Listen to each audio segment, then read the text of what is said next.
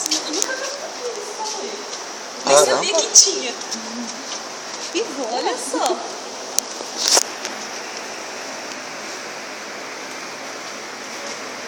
Cupim. Eita, prula. Isso aqui. Cupim.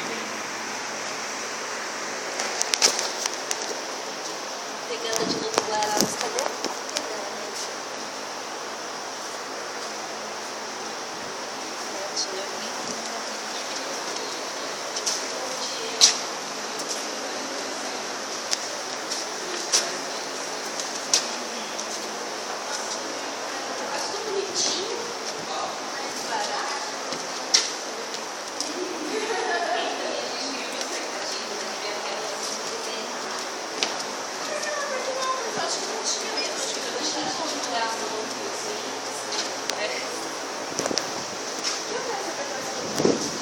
Dispara um alarme.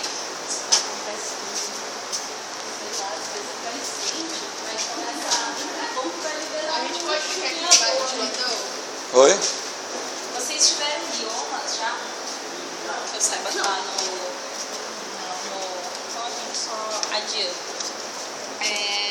É legal que aqui eles reproduzem, embora a gente esteja num trecho totalmente de Mata Atlântica, né?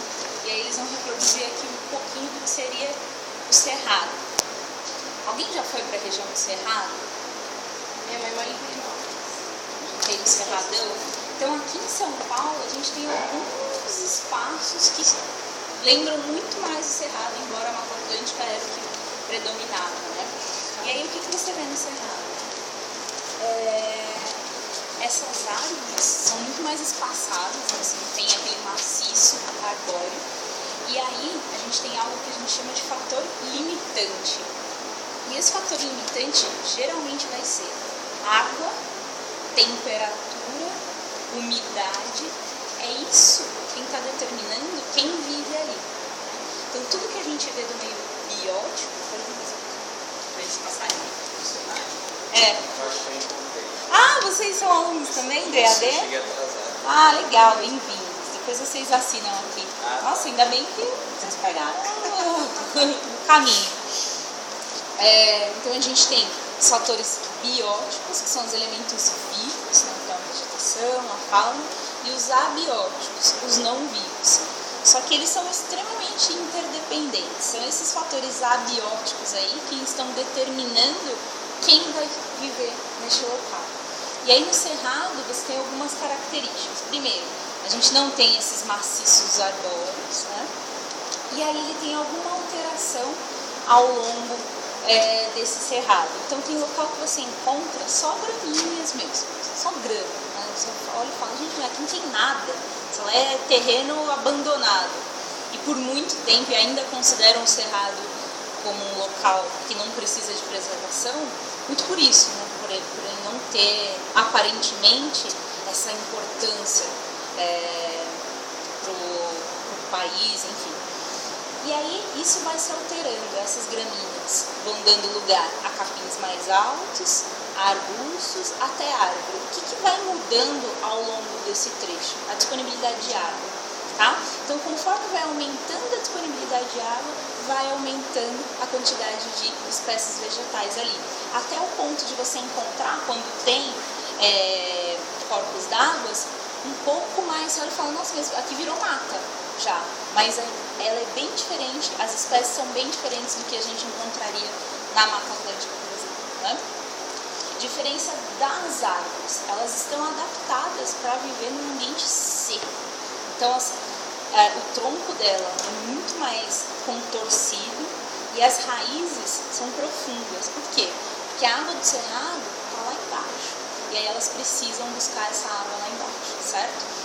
O cerrado é um local que naturalmente pega fogo. Então, por que essas raízes contorcidas? Para conseguir sobreviver a esse fogo. E esse fogo é extremamente importante para o cerrado, porque as espécies que vivem ali, a semente dela só germina após o fogo. Então, ela precisa do fogo para quebrar essa dormência da semente e aí germina. Tanto que uma das épocas mais interessantes de se visitar o cerrado é pós fogo natural, tá? Porque o que acontece? Já que pode pegar fogo, vamos colocar fogo no cerrado, né? Que assim ele gosta. Não, é um fogo natural aí, né? Que que ocorre. E aí a gente tem um grande problema do nosso cerrado, principalmente ali região centro-oeste, né? Ele desce um pouquinho aqui para São Paulo, Minas, que ele ficou abandonado pelos programas de conservação. Então todo mundo fala da Amazônia, da Mata Atlântica, e ainda assim é do jeito que é, e o cerrado foi liberado para agropecuária. Então você viu um campo ótimo, né, para colocar gado ali. Como ele é plano, também é muito fácil para você fazer qualquer intervenção ali. E é onde está o problema agora. Se encontra extremamente ameaçado e é um local de produção de água também. Então, existe uma relação tão forte da questão de produção de água e da vegetação que existe ali que afeta o país inteiro. Então, a nossa crise hídrica aqui em São Paulo, óbvio, tem um problema aí absurdo de gestão, ou a falta de gestão, né? Sim, teve uma questão climática que interferiu, mas a gente tem uma reserva de água embaixo que ela é extremamente dependente das espécies vegetais que estão aqui em cima. Então, por essas árvores terem raízes tão profundas, elas que permitem que essa água que chove escoe novamente para lá. Tá? Então, é através dessas raízes, né, pelos caminhos que elas abrem, que essa água vai escoar novamente aqui para baixo, para a nossa reserva de água, para os aquíferos. Se você tira essa vegetação, você compacta completamente esse solo. Então a água que está chovendo aqui não está entrando aqui mais, certo?